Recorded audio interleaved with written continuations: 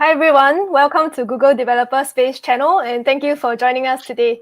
We are super excited to be hosting our good friends DataScience Singapore once again.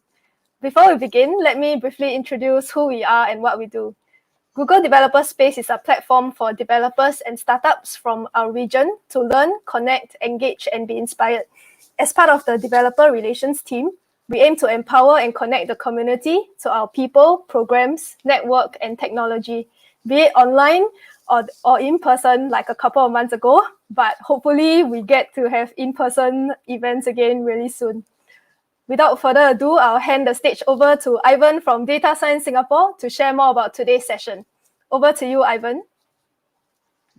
Okay, good evening, everyone. Thanks for joining our meetup today.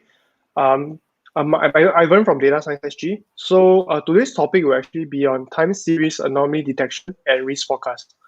We have two speakers today. The first speaker will be Alan. He's currently a teaching fellow at University of Leeds from the UK, and he will be sharing about anomaly detection in time series and why this is a challenging problem. So the second speaker will be Henry. He's a senior principal data scientist at Tokopedia, and he will be sharing on how data science is used to perform fraud detection in an e-commerce setting. So without further ado, I'm going to hand the time over to Alan. So Alan, please. Thank you, Ivan, and good day, everyone. It's very nice to be here, and I'm very excited to talk about time series anomaly detection. So just a quick background about who I am before I get started. I did my master in analytics and decision science at Leeds, and then previously, before I joined them as a teaching fellow, I worked in e-commerce as a data scientist, and then as a research fellow in All Around the World, which is a music label in the UK and the University of Leeds. My project back then was how to bring a data-driven decision making to the music industry using AI and machine learning to help with finding a new musical talent, finding Beyonce before they become a hit, something like that. So it's been quite interesting last 2 years that I've worked on that project. Right now, I've transitioned to a more academia role. So I'm a member of the Center for Decision Research in the University of Leeds, and I'm currently a teaching fellow in the same university. My research interests apply in applied analytics problem, interpretable machine learning, and designing a decision support system. So I do have a notebook that if you want to follow along, you can use. And the link is here. So if you click on it, let me switch back to that screen. You should be directed to this page. What you can do then is to just click open in Colab, and it will give you your own personal notebook. You might have to save to your own Google Drive, but the code should be runnable in your own environment. So you can follow along if you want to. If you're not comfortable with following along and running the code at the same time, obviously I'll just go through it and you can do it on your own time. So a bit of a background. What is my interest in anomaly detection in time series? Why am I interested in this? It started with the fact that when I was working on the project on the music industry, obviously the most interesting thing that we're looking at is to find someone who's unique, who's unusual. The whole process involved more than just anomaly detection. It involves identifying a potential new talent from obviously thousands and thousands of people who release their song on SoundCloud, on YouTube, on Spotify, talking about those artists that's popping up on Twitter or on other social medias. So there are different stages of the problem. We obviously start with entity recognition, identifying who they are, where they came from. But today I won't be talking about that. I'll be talking about the subsequent stage where we have already identified a bunch of potential artists or potential talents that are of interest. How can we differentiate those who are of interest from those who are generic or who are less fortunate to be popular? So the notebook will be quite simple. I won't be going through any massive implementation.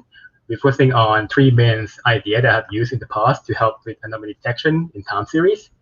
So first, if you want to, you can install this package. I've used two main things from other people's resource, which is the burst detection package and the Numenta anomaly benchmark dataset.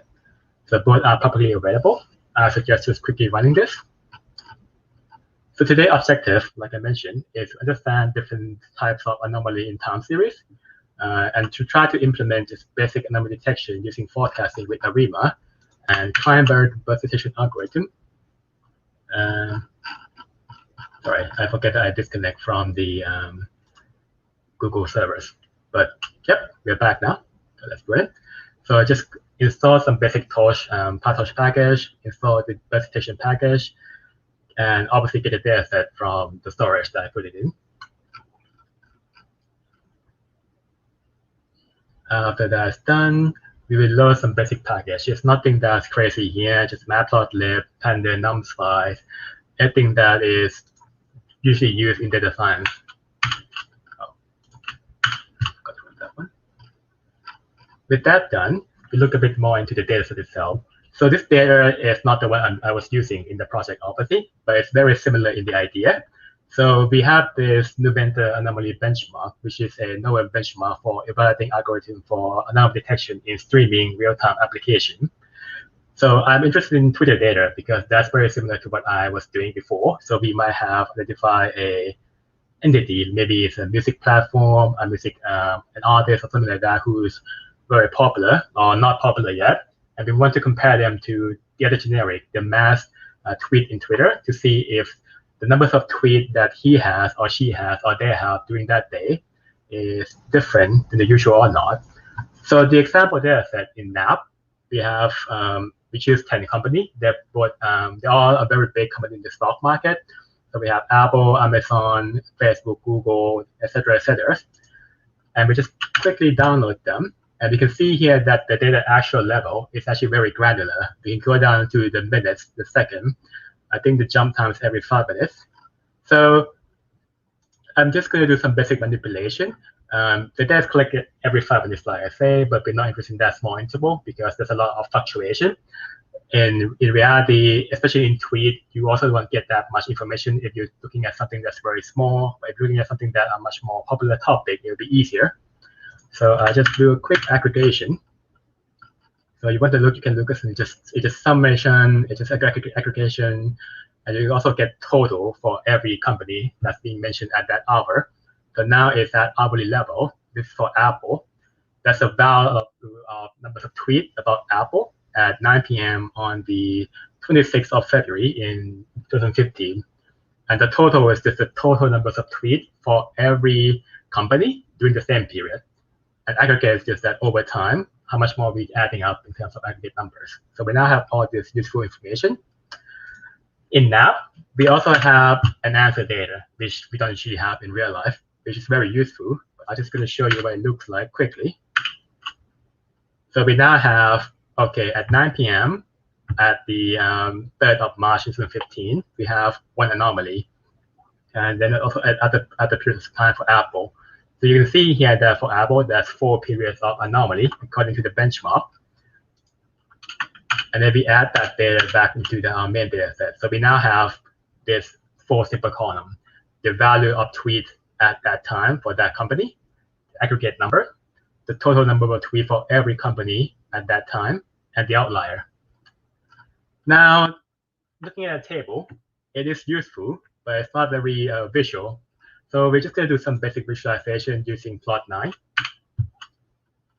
So I'm just going to look at numbers of tweets, and then I overlay it with the anomaly data that's according to the benchmark dataset. So you can see there's a bunch of points that they consider to be anomaly. But the interesting is that even on the answer dataset, there's some point that I would consider to be anomaly, but they don't. So if we focus a bit more on just Apple, you can see here that the answer set itself, they give you 4 anomaly. If it's up to me, I would say this is probably also anomaly. This point probably as well, and this point also as well, in comparison to the normal traffic that you get from people who tweet about Apple during each day and each hours. So it's a useful tool, the Nuventa Anomaly benchmark, and it's an easy data set to use, but it doesn't seem to have everything that I need. But that's fine. We're going to focus on just try it out, see if we can make sense of the data set itself. We also look at the aggregate data and also the just for Apple itself. So it does have the same pattern, obviously, because it's the same data set, but the visual using aggregation is not as clear as using daily data. So what we're trying to do is that we're going to try to stick to the daily data and rely mostly on that. Anyway, so I talked a lot about the data set itself, about where they came from, why is my interest in it. There's also a bit of definition about anomaly. Obviously, a lot of people know what anomaly is. I'm sure you guys are familiar with it as well. The concept is that it's a point or a chance of point that is hugely deviated from normal, something that's unusual. But inside that itself, it could be just one point. So in this case, it's quite clear to see that as a point anomaly, something that is entirely out of the norm. It could also be a contextual anomaly, as in you look at the contextual and say that during this period, something is missing. And then also the collective, which is a large period, the whole cycle is gone. Obviously, all of this would have different application, different way of detecting it. So it'll be interesting probably to look at your own problem and see what kind of anomaly you have. In my case, like I mentioned, I was interested in mostly looking at the unusual performance, something that's better than normal. So that's why I'm using this tree technique. If you have your own data set, if you have your own actual problem, it's likely that your anomaly would be different. And you might have to think more about what is more applicable to your area. I will address the question at the end, but I see the question already coming in. But I would definitely address it at the end of the session if that's all right with everyone. So in this situation that I have used three main methods. The reason I'm using these three main methods is that it has quite understandable application. It's easy to explain because I was working with people in the music industry, someone who's not very familiar with data or not very familiar with the technical side of data science.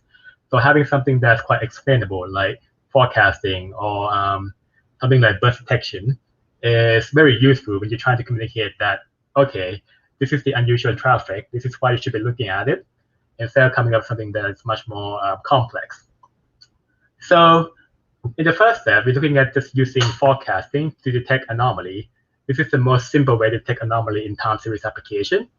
Essentially, we build a model using past data, and then we build a model to predict the futures. If the actual prediction compared to the actual real data is vastly different, as in something that's way beyond normal, you can consider that new data point to be a potential anomaly. Obviously, this concept relies on the fact that you have to be able to build a very good forecasting model. But essentially, any forecasting model that you are comfortable with could work in this kind of technique. So you can use something that's as simple as exponential smoothing, use something that's a bit more complex like ARIMA, or something that's even more complex like XGBoost with lag features, or using even a deep learning neural network algorithm. In this case, I just use ARIMA because what I want to focus more on is to show you how the application would work. So I'm focusing on Apple today, but if you want to run your own case, what I would suggest is that to change this from Apple to the other company inside the dataset. You can change it to, I think, IBM, Google. The name should be on top in the dataset portion. So just have a play around after this. But today I'm just looking at Apple. I also take log because the data is quite fluctuated, like you see before. So taking log has helped scale the data a bit more, make it more easy to look at. And this part is just mainly a basic decision on how to run ARIMA. So you obviously determine PBQ with ARIMA using autocorrelation and partial autocorrelation plot. I just use 111. It's not that important, this part. It's obviously just trying to predict it. I use ARIMA as well. So the main thing is to make sure that your prediction is good enough in this case. And then you try to run it on this whole data set. This would take some time, so I might skip a bit. But essentially, I've cut data into train and test. So the blue part is the training data. Obviously, the more the better, but it means we kind of ignore a lot of parts as well. But in the sense of when we're looking at things that like in Twitter, in social media, in my case, I was interested in recent performance more than the historical performance. Most of the time, this would already be too late to act on. This is why this part is interesting. So I have split the trend into blue and test into the purple part. And when I emphasize on the test, you can see here that the test is the purple line, and the predicted model based on the training set is the green line. So with this in mind, obviously you can see that the model follows most of the pattern, but there are big area like here, here, and here, but there's large deviation. The question now is, you have to set your own boundary of how much deviation from the prediction should be considered to be an anomaly. And this is the most difficult part in this anomaly detection, because obviously you have to understand the data. You have to know exactly what you're working against. In the concept of Twitter, it's a lot easier because you can look at the non-performance. You can see what is the standard deviation in terms of tweets per day for the generic population. So you can build your own kind of like a benchmark set. So what I decided to do when I was running this thing was that instead of sticking to one mid-level of anomaly benchmark, let's say if you are more than one standard deviation away, you are an anomaly. If you are more than 2, you're an anomaly. If you're more than 3 or less than 3, you're an anomaly. I decided to use all of them and have different levels of urgency. And I was suggest that this is actually a very good idea if you're trying to do this kind of prediction, because essentially you have levels of confidence. If something are 3 standard deviation away, obviously there's something that you can have more confidence on. If something is only 2 standard deviation away, you might be concerned, but not as concerned as I am about the situation.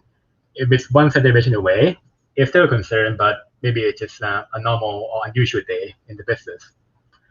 So the way this works, I think I kind of skimmed it a bit, but essentially after the training model, you predict only one data point. You always predict only the next one, and the next one, and next one, and next one. So that's why it's quite good, but it's actually not that good if you're doing it for the whole time series.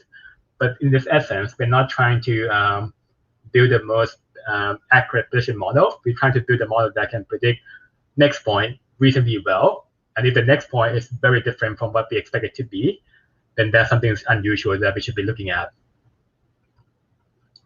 And obviously, with that, we have some point which considered to be extreme anomaly. We have some point considered to be unusual, and some point that just slightly abnormal. So that's one way of looking at anomaly. Essentially, we do a prediction model. We use the prediction model to predict the next data point, and we say whether the data point is completely off from what we expect or not.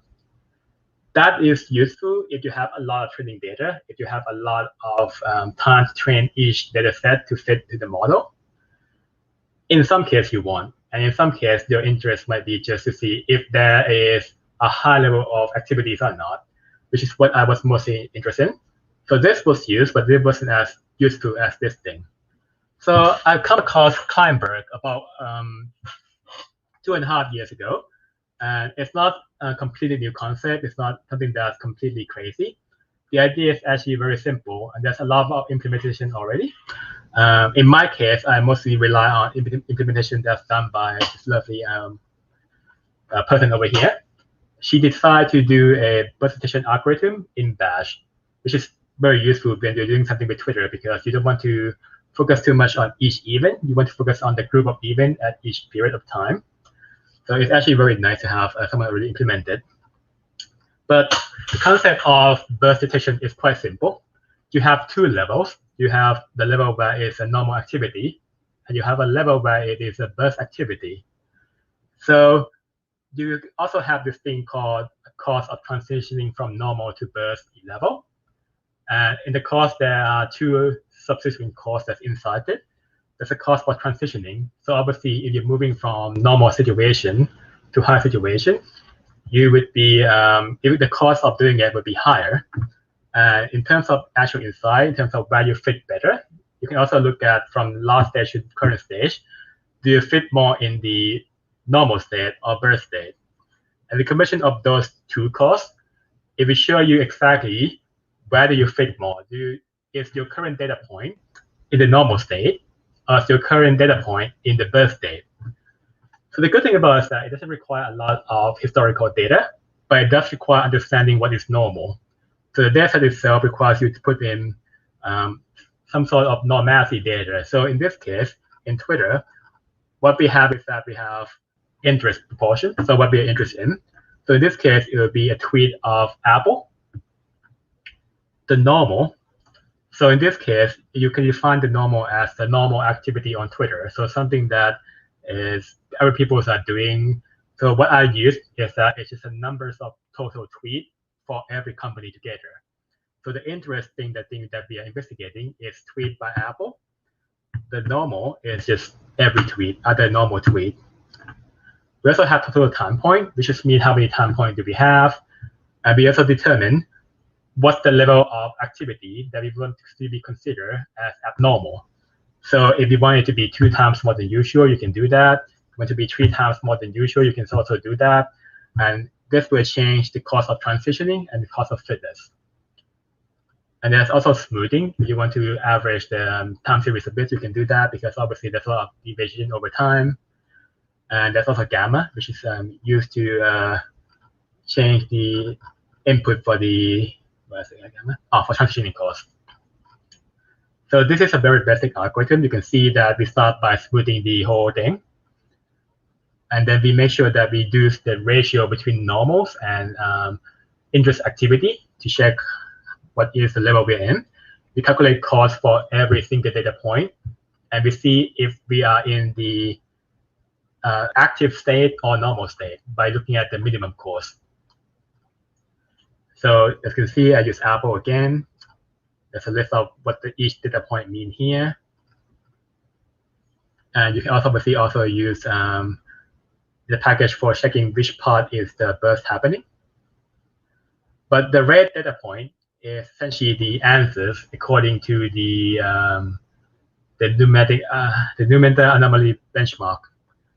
And the blue is what the algorithms say, what the burst detections say. So you can see here that it does quite well in detecting a large surge. So that's because we're looking at something that's 2 times more than normal. So if you look at what's normal, if you average this whole line, it will be somewhere around here. And if you do 2 times, it's probably somewhere around here. So that's why it does quite well when we're trying to detect bursts.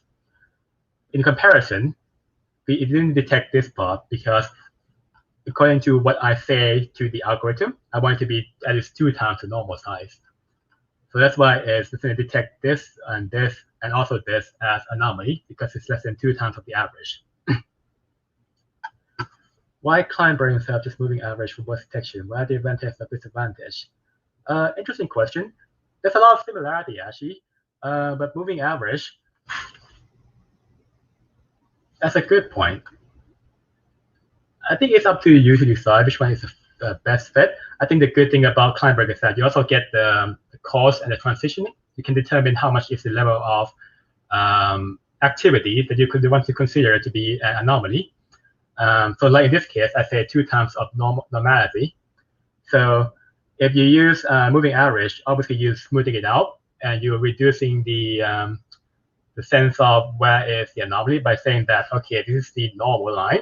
You still have to decide as well, where is the anomaly? You still have to draw that line that we draw kind of like before in the detection part. And this is automatically detect itself and it checks by itself. But you can do both, like I say. I think it's up to the application of where you want to apply it. And obviously you can also plot the location of it. Now, last but not least, this application here is probably the more, I guess, the more high-end one. So I'm not sure how much familiar you guys with autoencoder, but autoencoder concept is that we have a model that's trying to learn the general characteristic of each object by trying to make sure that we input something, we reduce down its size into a very simple core part of this object, and then we expand it back into something that's the same size. And we want to make sure that the input and the output is the same thing. So it's similar to the idea of PCA in that sense. You're trying to reduce the component. You're trying to retain just the principal component of the object. But you're doing that through asking the algorithm to learn the big object, reduce it to a small object, and then extract it back into a big object and retain the same shape. The good thing about this in the sense of anomaly detection is that you are retaining just the core part of the time series in this case, or any object in this case. So anything that is different beyond this is an anomaly. So let's say if you put a time series to autoencoder, the one that works really well, and it came out quite differently from what you expect at the other side. And in terms of the difference between the input and the output is vastly different in some area. It means that during those parts, something unusual happened, something that the autoencoder cannot or could not capture or haven't learned before from other data set or other performance before. So I'm using Apple again, like you say, but essentially it's quite simple. I'm just taking torch data. I also make sure I create some basic function. I want to get value from data frame, want to normalize it, and I want to convert the time series to sequence. So autoencoder data is obviously Apple again. I have a temp step of 24, so I'm using the 24 data chunk. They're not defined. Oh yeah, I did not define that. And I used it for 1,000 for training. And then I load the data into train and test. So the test is the other part. It's a basic autoencoder. If you look at the model here, there's nothing that's crazy about it. Obviously, you can make it more complex, you can make it less complex, but the idea here is to make sure that you can retain most of the important information about that time series. And you are just trying to make sure that you capture just that. You don't want to overfit into a specific use case. You want to overfit into some data set. You just want to capture what is the normal behavior of the time series.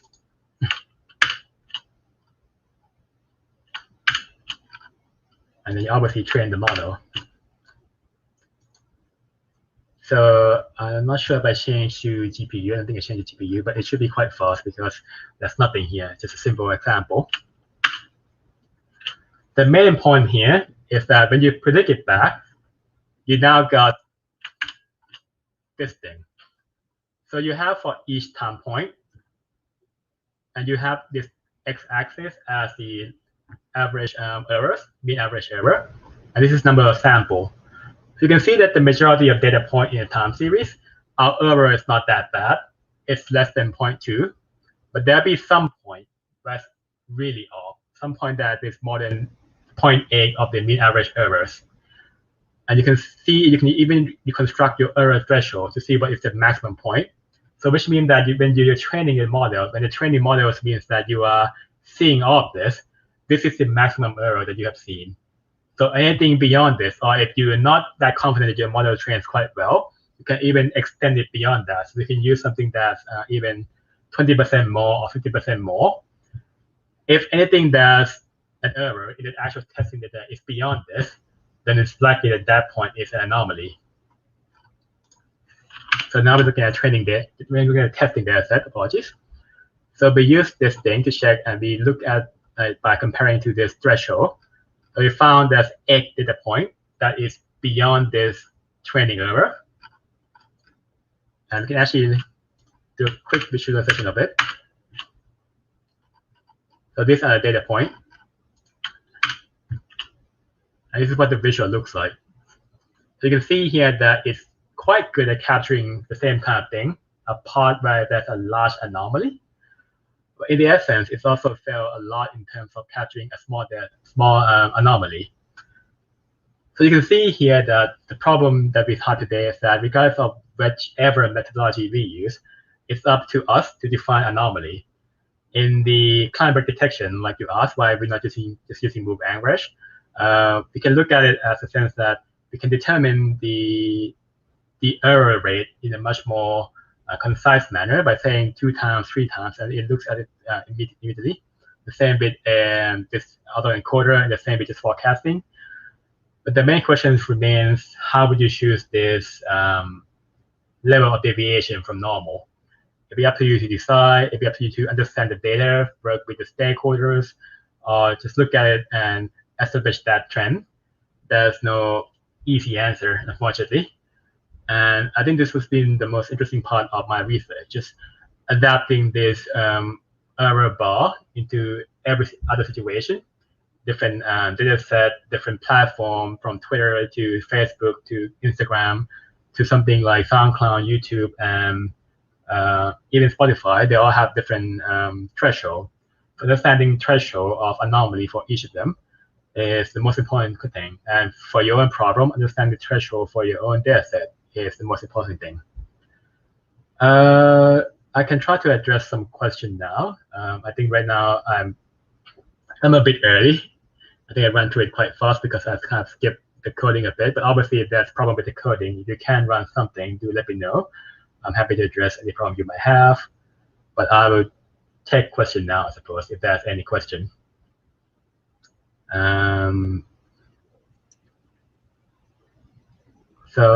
Actually, there might be one question from Jason. I think you can answer that. Yep. So, hi, Jason. Just in taking anomaly detection related with mechatronic, I don't feel applicable as my final prior project, but I'm kind of still new to it. So, the thing with anomaly detection is that obviously it depends on what kind of data set you have. So, I actually have a conversation with a friend, I think it was yesterday actually, that sometimes, let's say, if it's not time series, it might be more applicable to use something else. If you have no understanding at all, something like unsupervised clustering algorithm like dbScan could work quite well. You can measure the distance between each of the data point. But it's a good question, and I'm afraid that I don't actually have a really easy answer to say that this algorithm would apply to every situation. Autoencoder could work in your situation as well if your mechatronic is some kind of input data and you want to make sure that you recapture it in every situation.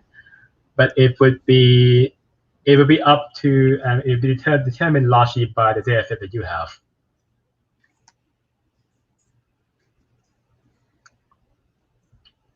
Yep. Okay, so if anyone has any more questions, feel free to drop it down in the comment section. I think if not, I think it's early. We can move on to the next speaker. Remember that you can, there'll be another Q&A session at the end of the entire session. So please drop your questions down below. So I'm going to introduce the next speaker. So the next speaker will be Henry Leong. He's a senior principal data scientist at Tokopedia, and he'll be sharing on how data science is used to perform fraud detection in an e-commerce setting like Tokopedia. So on to Henry. Hey, hello everyone. Hello, thanks Ivan. And let me start. Hello everyone, this is Henry. I'm from Tokopedia, senior principal data scientist. Maybe I'm disappointing some of you because the guy in the slide is not me. That is borrowed from the template of our SG branding team of Tokopedia. So yeah, just directly use it. The topic I'm going to discuss today is about risk forecast. And specifically, it is about risk forecast of entities. So I will start from talking about the fraud detection of events, and then I will talk about the entities. I'm going to break down our discussion topic into 6 sections. The first round is about a little bit about us, and then second, I need to introduce something about risk, because this is risk forecast. So without mentioning anything about risk, I think I cannot proceed to the forecast part. And then the third thing is about the timeline. Okay, I will talk about how do we evaluate existing risk for entity. And then next is about actually about the forecast, the risk about the future. Okay, please be reminded that some sharing some information beforehand to you. So until section 4, all of those information will be about the target variables of our model. So nothing about the features or the input will be covered yet. So until section 5, I will talk about the input features. And then finally, I will talk about our structure of the overall system. Okay. Maybe let me talk about some of our background. Okay, so confirm once again, we are from Tokopedia. And what is Tokopedia? Tokopedia has established for 11 years as an e-commerce company. And I think we are either the topmost e-commerce platform in Indonesia, or it can be the second. Okay, first or second toppest e-commerce platform in Indonesia. We have over 4.5K nakamas, which means that is our colleagues. And then we have more than 100 million active users. And of course, we have many products and then many merchants. Other than just about online selling, online marketplace, actually we are engaged in several other business as well. The first one is the fintech and payment, and then we also have logistics and fulfillment, and then that is our core business about marketplace and digital goods. And then we have the fourth section, which is new retail. New retail is actually an enablement program for the traditional shops to place their product on our e-commerce platform.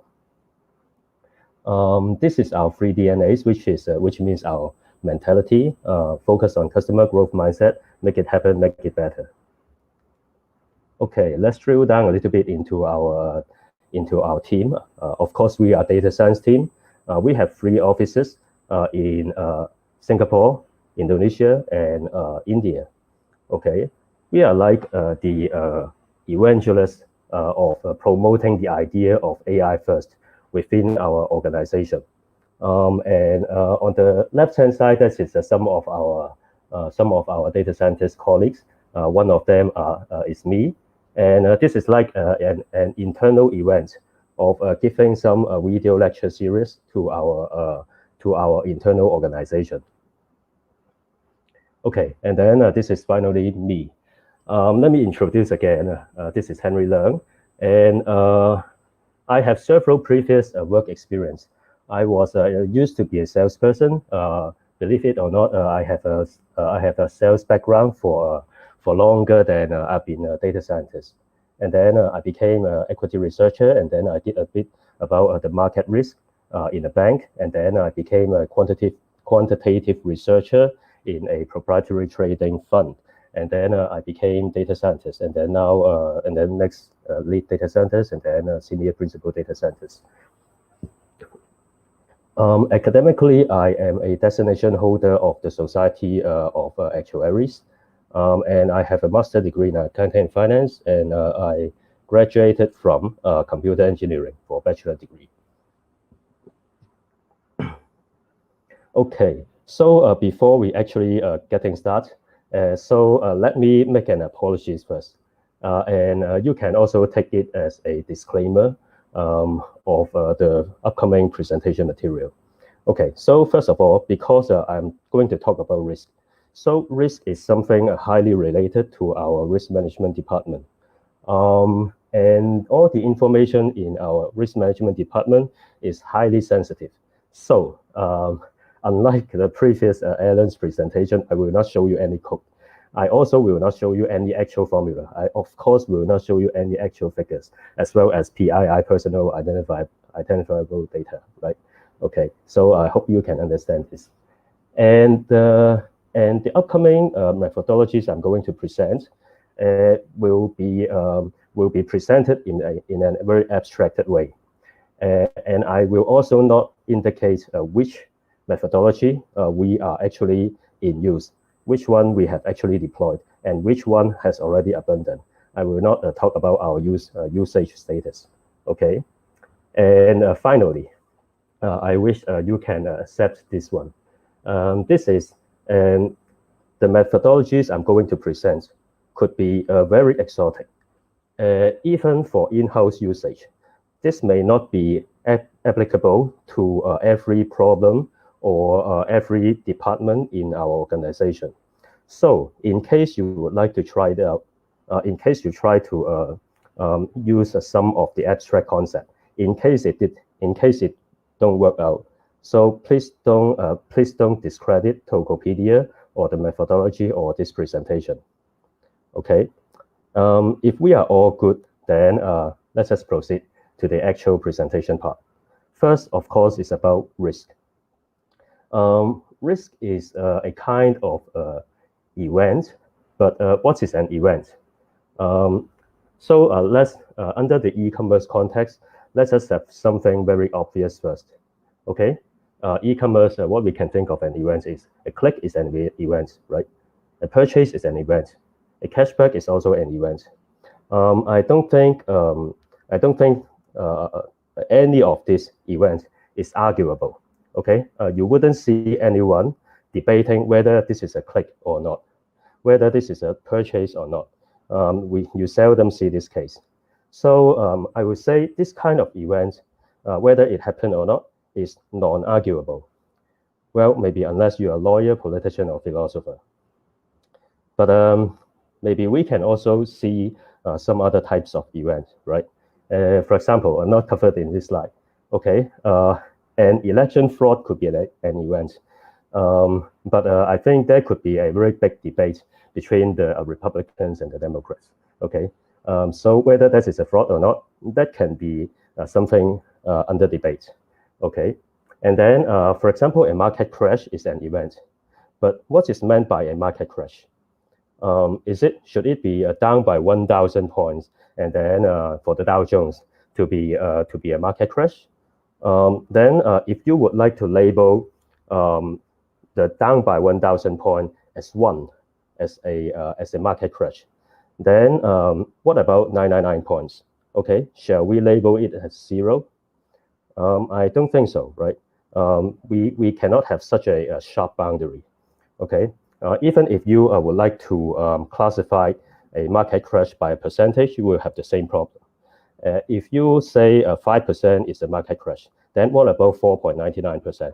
Okay, so you still cannot have a very sharp cut for a value in order to classify it as 1 or 0.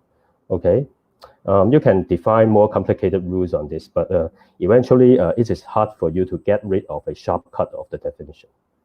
Okay, a fraud is also an event, but very similar to a market crash. How much transaction volume should be a fraud? How many number of transactions within a minute should be a fraud? Okay, shall we define a hard figure? It would be very hard for us to define a very hard definition and then to make it a shortcut to define it as 1 or 0. Okay, and even if you have a definition, 100 people will tell you 101 definitions. The rules are very complicated, sometimes can be ambiguous, sometimes can be fuzzy. And because it is so complicated, that's why we are using machine learning. Okay, I believe that you agree with me that maybe this type of events are not so easy to be defined. Then, yeah, unless you are a lawyer, politician, or philosopher, maybe you can tell that this is something very easy to define. Okay, so I think I've just mentioned some of my struggles about how to classify something as a fraud event. Okay, let me list it down. Okay, the first one is the first struggle is about how to define a fraud by the definition. Okay, this is difficult. And then if you say, okay, maybe it's like election, there will be a judge in judging whether something should be a fraud or not. Okay, if we have our RM professional to judge whether a case is a fraud, then my next question will be, how confident are they? How certain are they in order to define something is a fraud or not? And if there are multiple risk officials, are they sticking with exactly the same principle? Are they having the same mentality? So this is another problem. And then what about the user intention? Let me elaborate a bit here. For example, you have two persons, person A and person B. They both have an activity that fall into the definition of committing a fraud. Okay, but for person A, he actually did that intentionally. For person B, he just happened to did that, and for all those he did, that just happened to fulfill the definition, but he didn't do that intentionally. Okay, so my question is, shall person B's activity to be classified as a fraud? I'm not telling an answer of this. I also do not have an answer, but I'm just telling you what are the struggles when we are facing such questions. Okay, and then okay, if we are really taking the user's intention into account, then how are we going to evaluate their intention? How can we tell from the data? So this is another difficulty. Well, when I mentioned about struggle, I think this is something this doesn't sound like very scientific. So maybe let me turn it into another terminology. Let me call it uncertainties, okay? Uncertainties also sound more quantifiable, okay? So I translate the previous struggle into uncertainty and I list it up. So we have the uncertainties of the definition. We have the uncertainties from the officials who judge the cases. And we have the uncertainties about the user intention. And we also have the uncertainties about how we determine the user intention. Okay. This is not that, this is not a list. This is not an exhaustive list. Okay. You can have many, many kinds of uncertainties. I am just throwing out some of the scenarios, but in the reality, you may have much more uncertainty than what I have listed. Okay. When I say uncertainties sounds like more quantifiable, then maybe let us have some make up figures. Okay. Assume I am receiving a value from the risk management team, which is 0.6. Okay. Here is 0.6 along the line.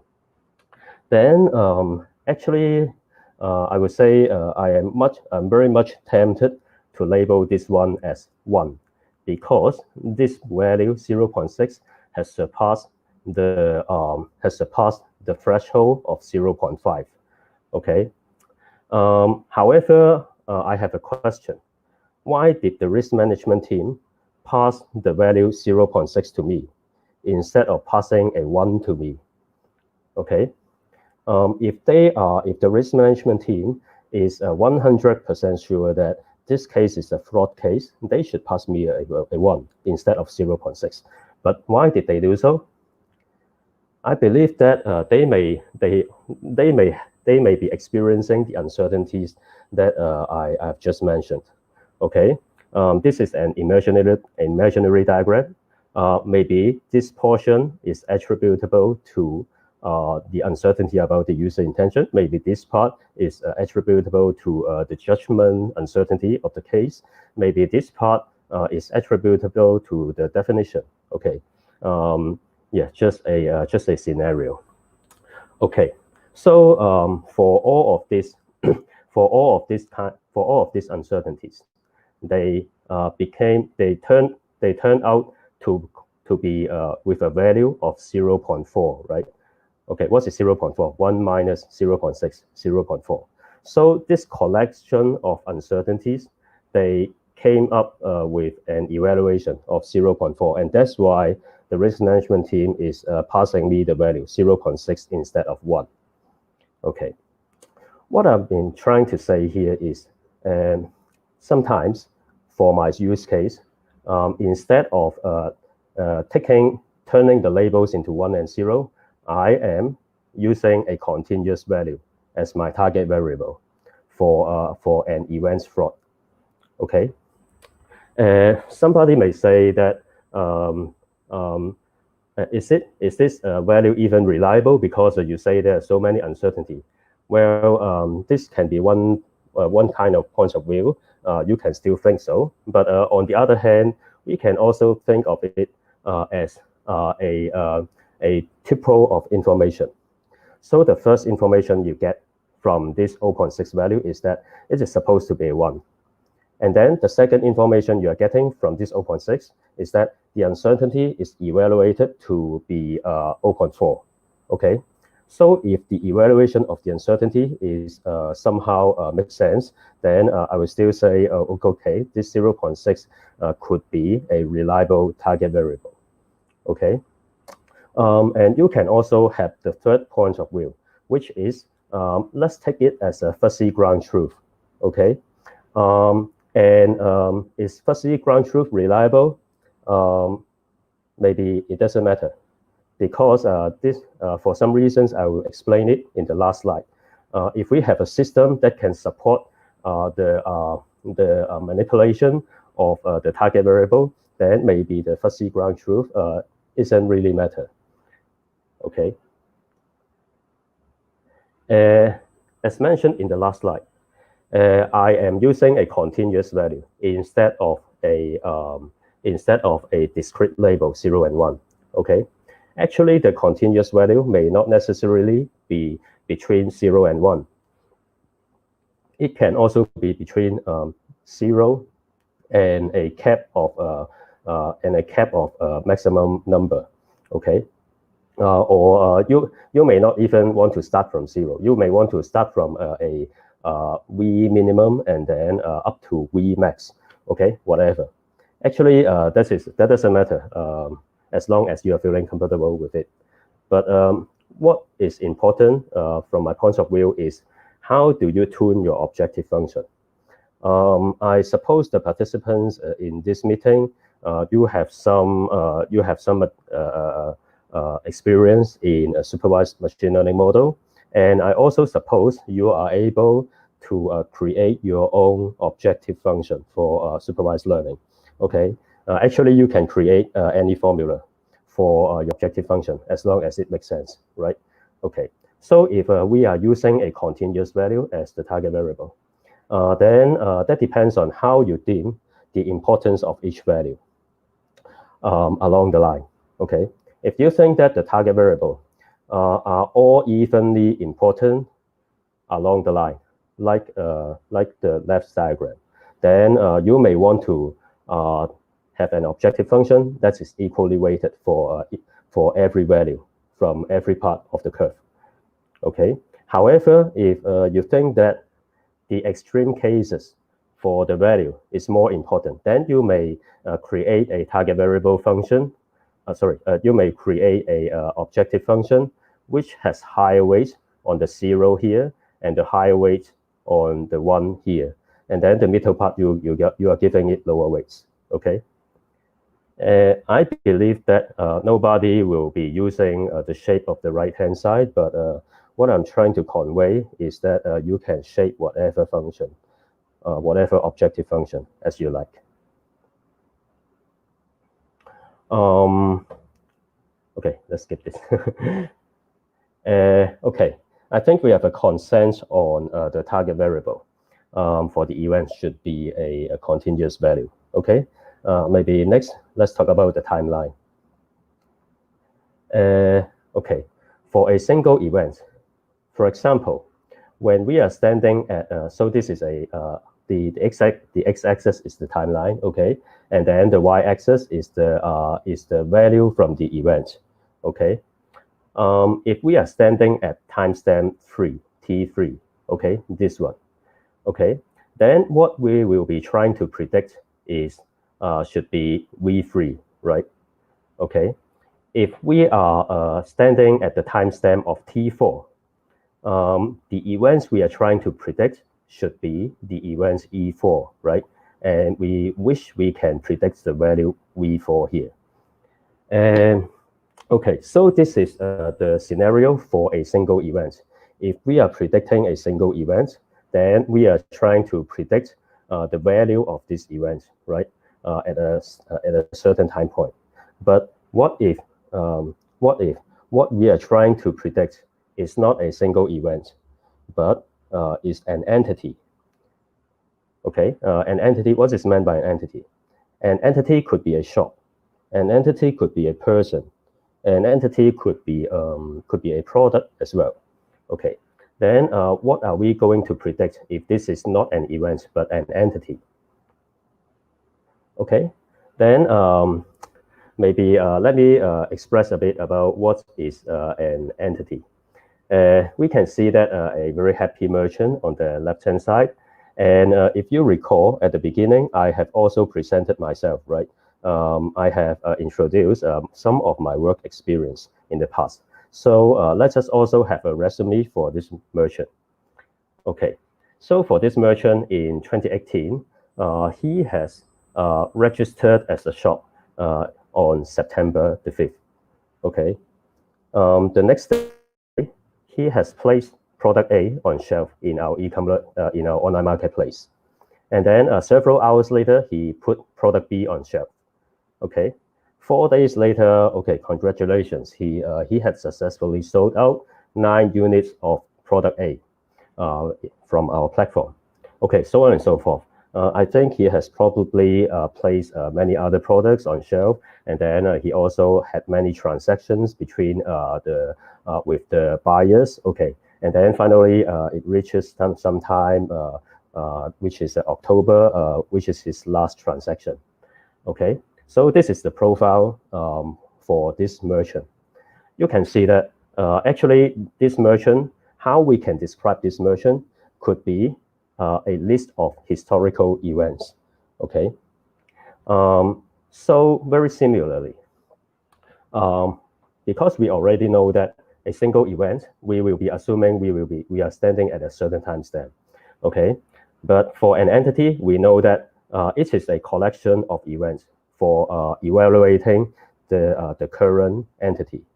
Okay, so for an entity, if we are standing at the timestamp T4, I will say this entity should be represented by the collection of 4 events, right? We are standing at here. And then the historical representation of this entity should be represented by E1, E2, E3, and E4. Okay. I think it is quite clear that for a single event, if we are using machine learning model, right, then we already know the label, which is we already know the target variable, which is the value here, V4 or V3 or V2. Okay, but for an entity, a collection of events, how do we convert it into a target variable? Yeah, so definitely we need to have some aggregation function in order to turn this historical events into a target variable. As a very simple way of introducing the aggregation function, I think I can introduce a EMA to you. EMA stands for exponential moving average, which is a kind of moving average, which is giving a discount, which is giving a higher discount for the time farther in the past, and then giving a lower discount for the more recent events. Okay, so EMA could be one of the methods in converting the historical events into a single value target variable. Okay, but usually I think most of the professionals wouldn't be satisfied by simply using EMA. So I can give you another example of how we are twisting the basic function and then let it to fit more to our need. Okay, for example, we have shop A and shop B.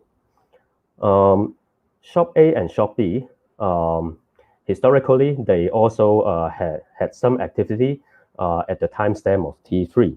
But for shop A, it had a higher risk at time T3. For shop B, it has lower risk. Okay, when we move to the timestamp T4, shop A and shop B are experiencing the same event. Okay, and those events are having the same value. Okay, then how shall be the incremental of risk to shop A and shop B? Shall they be the same or shall they be different? I would say I will add more risk to shop A because historically it already has higher risk than shop B. So even for the same events, I am increasing more to shop A than shop B. Okay, this is a conditional incremental of risk for different entities according to their previous records. Okay, so we can have such kind of twist to the objective, to the target variable function. Okay, and I think I wish you understand what I meant by the target variable function for entity and how can we trace it. but I'm afraid that some of you could be confused by the timestamp. So here I have a clearer illustration. Okay, so for example, if we are standing at the timestamp T2, okay, then what are the historical events for this entity? This entity have two historical events, E1 and E2. And then we use the target variable function to convert them into a single value. This blue bar on the upmost chart, okay? This is the converted target variable, okay? And then if we move along the line, when we are standing at time T3, then we have a collection of 3 events for this entity. And then we convert these 3 events into this Y value here, okay? I wish you can see my cursor. And then so on and so forth. For the timestamp T4, we are converting this historical event, these 4 historical events into this blue bar. Okay, so we have our target variable for the entity along the timeline. Okay. We have already talked about how to create the target variable for the existing risk for an entity. Then what about the forecast? Okay, after some consideration, I decided to skip this slide.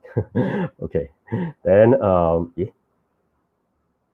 okay, something not appearing here. Okay, doesn't matter. Okay, so for okay, good enough. Okay, so assuming we are for the forecast. So first assume we are standing at this red line. Okay, here represents the referencing time point we are standing at. So if we are evaluating the historical events, what do? We aggregate the left-hand side function, and then we have the target variable for the existing risk for that entity. Okay, we aggregate it from left to right. Okay, then what about forecast? Actually, forecast, we do exactly the same. Okay, we have 2 events, E3 and E4, because our referencing point is here. So on the right-hand side, this is the future. And in the future, we have these 2 events. So we aggregate these 2 events and then turn it into a target variable for forecast. Okay, the only difference between evaluating the historical events and the future events are the discounting direction.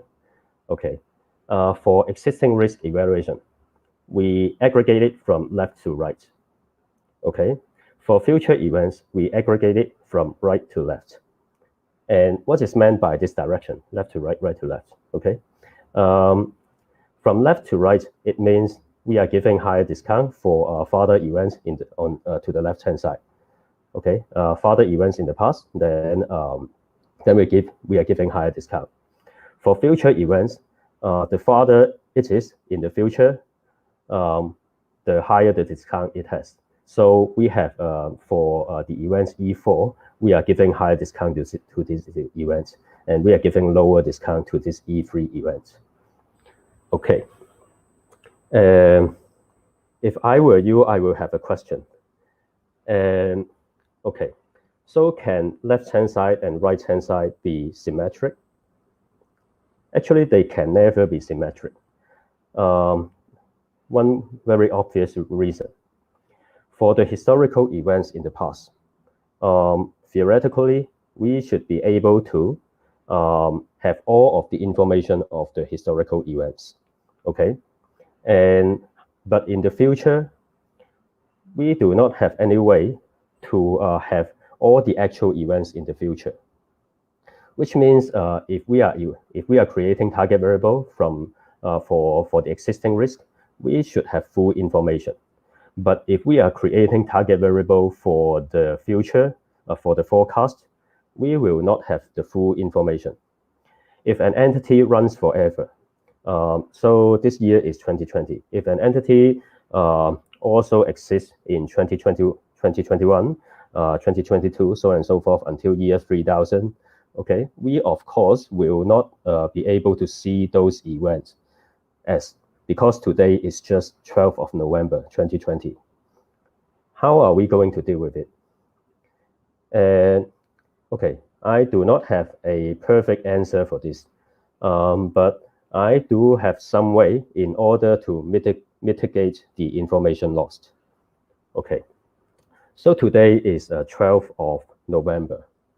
And so of course I will not have any event information. That is beyond 12th of November. And so what do I do is I push the date back to, for example, half a year ago, okay? Half a year ago, which is 12th of May, 2020. And if my discount factor, let's say my discount factor has a half-life of 1 month, okay? Then when I am standing at 12th of May, the events beyond 12th of November is already half a year later, okay? So whatever events it will have, the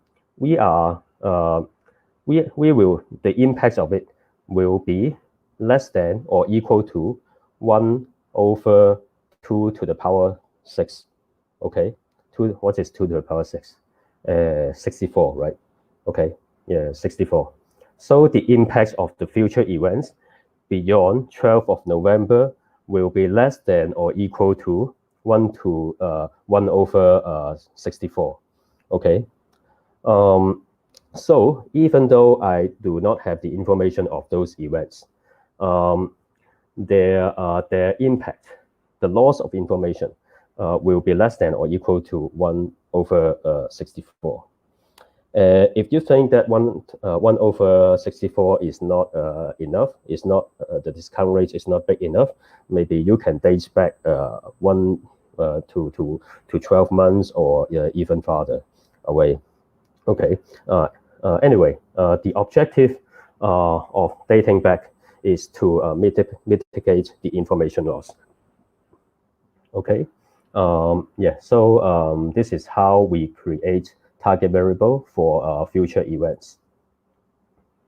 Okay, so if you realize, then you may find something analogous between my target variable creation for the future with the DCF model. DCF stands for discount cash flow model.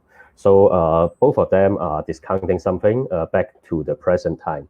But I'm not going to drill down into this very much.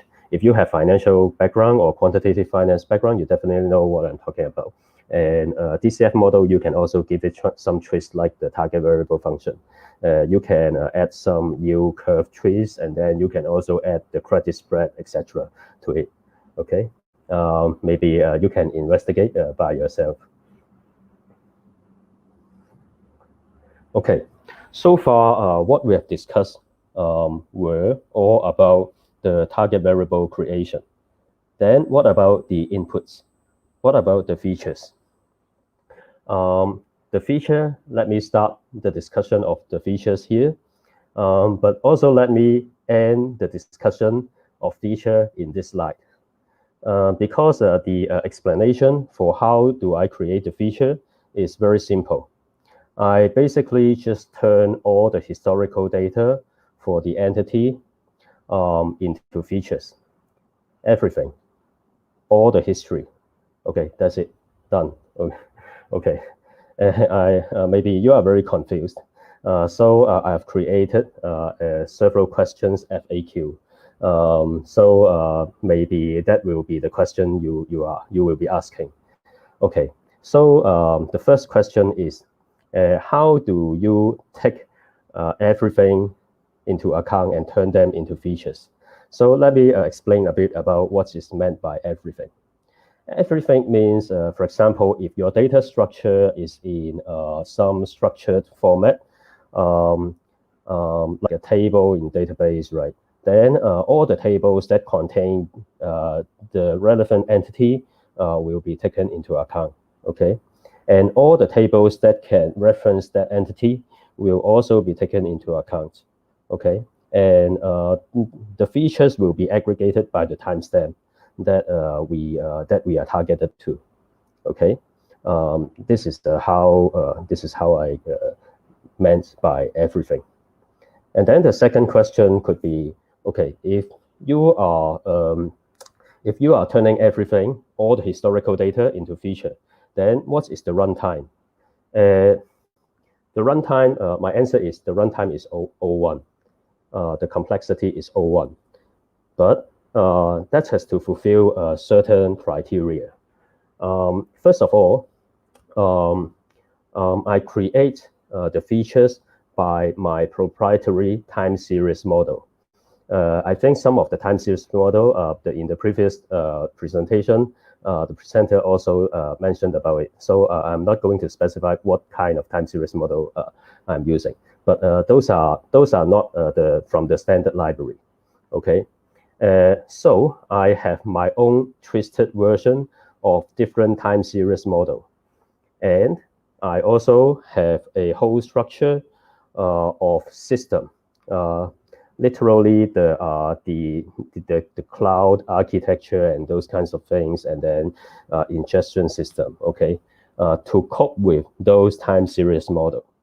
Okay, so if all those system is already there, if you have a complete, if you have exactly the same system I have, then you can actually create the features in O1's time, okay, according to the timestamp you specified. Okay, what's the next question? Okay, the next question could be, okay, if you are taking so many different raw data into account, then how do you perform feature selection? And actually, I didn't do feature selection. I actually use everything to as the input feature, but more precisely, I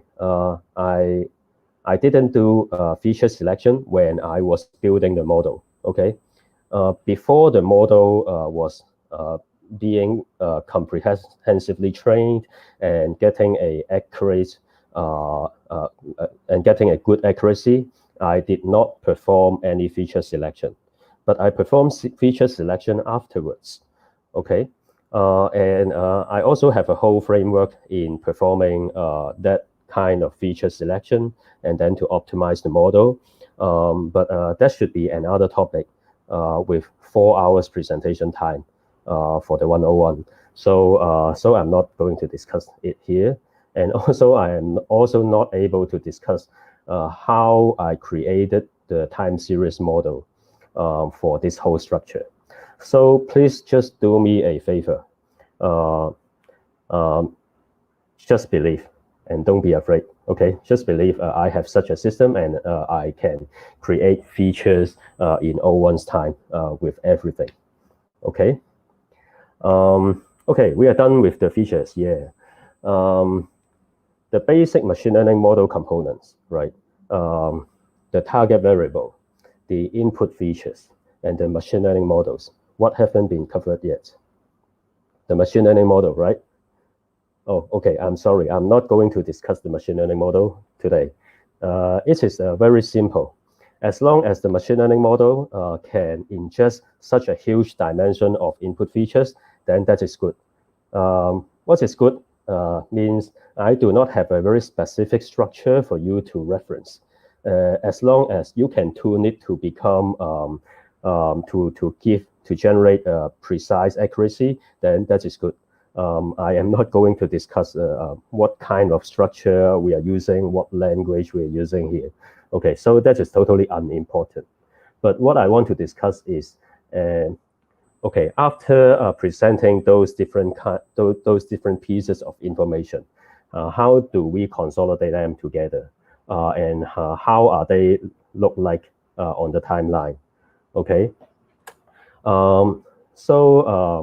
you're already familiar with that. For the entity target variable creation, okay, we are standing at this timestamp. Okay, we are standing at this timestamp. If we are creating target variable to evaluate, to give an evaluation of the existing risk, then we are taking all the events information from the beginning of time to today. For example, today is 5th 12th of November, then we are taking from the beginning of time of the events data until 12th of November. And then we have a single value of target variable as the evaluation of the existing risk of this entity. Okay, single value target variable here. And then for the input feature, okay, so we are also getting every information related to that entity, and we aggregate them using the time series model, and then that will turn out to be a single row of feature with at the timestamp of 12th of November, a single row of feature 12th of November, and a single value of target variable 12th of November. And then of course we concatenate them and pass it to the machine learning model as a single row of training data for it to train. But of course, unless you are doing online learning, then you usually don't just pass a single row of training data to the machine learning model to train. So basically you want to create a batch. So how do you create a batch of training data? Basically you specify many entities and then their corresponding timestamps, and then you ask them to generate for each timestamp, each entity, a row of data. And then combining together, then that becomes a batch of training data and pass it to the machine learning model to train in a batch form. Okay, so this is how we do it for the existing risk for an entity. Then what about for the forecasting process? For the forecasting process, you are also very clear that we are taking the future events and then aggregate it back to the current dates, right? So, but the current dates I've said we are dating back to some time ago. So let's use the example of 12th of May again. So we have half a year's future event data from 12th of May, and then we aggregate it back, and then we have a single value of the target variable at 12th of May. And then for the input feature, we are getting everything from the beginning of time for this entity, and then aggregate it until the 12th of May. And then we have a single row of input feature, combining this target variable for forecast and then the input feature. And then we have a single row of training data at 12th of May, okay? And then we pass it to the machine learning model to train. And once again, of course, you do not pass a single row of data to the machine learning model. So you also pass it as a batch usually. So you specify many entities, and then you specify many timestamps, and then create those target variables as well as the input features. And then the machine learning model can be trained in a batch. Okay, this is what we do for forecast. Finally, let's see a bit about the structure of the architecture. Implicitly, you already know that there are three components, right? Which is the target variable, which is the first one, the target variable generation, storage, serve, and later I will explain, and relabel component. And then the second component is the feature generation, storage, and serve component. Okay, and then the third component is, of course, the machine learning model. So this is the structure for training. Okay, sorry, I think there is some problem for the text here, but I will just express it verbally. Okay, so how do we generate training sample for this structure? Actually, as I mentioned, if you want to train in a batch, then you specify many entities and then many timestamps, okay? But in this structure, I'm going to explain it more clearly. First, I assume that most of the entities and most of the timestamps are already generated with their target variables, okay? You already have a very full rough values for all those entities and all those timestamps. Okay, you have a very huge set of target variable data here already. Okay, and then what do you do? And because if you recall, we can tune the objective function. We can create our customized objective function, right? According to the importance of the value of the target variable, right? So we also do something similar here. So for example, if you are thinking that the target variable is equally important along its range, then you can evenly sample the target variable according to the value here. Okay, maybe you want to sample 1,000 samples for the value between 0 and 0.1, and then 1,000 for between 0.1 and 0.2, so on and so forth until 0.9 and 1.0. Okay, you equally sample along the line. You have a very even distribution for the target variable. Okay, when you have that sample of the target variable, you know what are their corresponding entities and the timestamps. Okay, and then what you do next is to pass those entity and timestamp information to the feature generation process. And then this feature generation process will create the features according to those entities and timestamps. Okay, so both sides you have the same you have the same entity and timestamps for features, and then you have the same entities and timestamps for target variables, and then you pass it to the machine learning model to train. Okay, I think I wish this is clear. If you are not clear, then ask me in the Q&A session. Okay, and then the next thing is okay. Then what do we do about inference? Because for the whole day I've been talking about how do we create target variable. I have not talked about how do we perform the prediction and what is the architecture, right? Okay, so for the inference part, instead of sampling, you already have the target entity and the target timestamp that you want to predict in your mind. Okay, so very similar, you pass that entity and timestamp information to the feature generation process, and then this one is the already trained up machine learning model. Okay, with the features you created, the machine learning model can generate a prediction. Okay, but this is not the end of the story. The next part is an important part, that how to make up for the fuzziness of the target variable. Okay, you will have the prediction being stored in the bucket, and who can access this bucket? This is the risk management team. They can access the information in this bucket, and then if they think that okay, maybe your prediction is not so accurate, maybe our principle differs. Okay, so what they can do is to revise the value of those predictions, and after they have revised everything they wanted, those revised value will update the target variable that are already stored. Okay, or newly stored. The revised values will update the target variable component and let it generate a set of new and correct target variable. Okay, and then this new set of target variable can be used by this structure for it to retrain. Okay, so as I mentioned, there are many uncertainties from the events, and there are also there are also inaccuracy that are introduced by our aggregation function.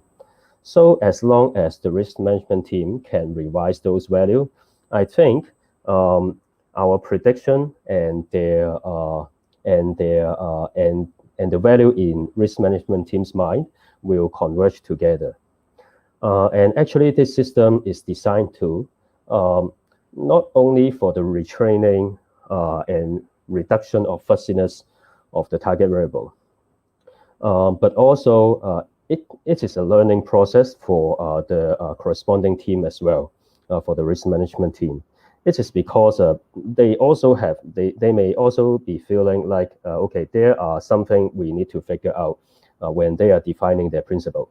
So if in case we have a prediction that that is different from what they are thinking, they will have a chance to revise their principal guidelines as well. Okay, so I think basically we are done for today, and let me see a bit about is there any question? Okay, so Ivan, I think I'm good. So let's see if there are any questions.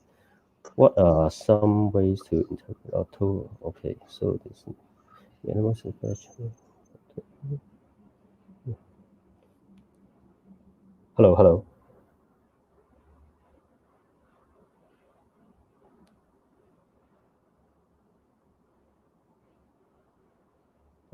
I think there's no. Is there any question from other channels?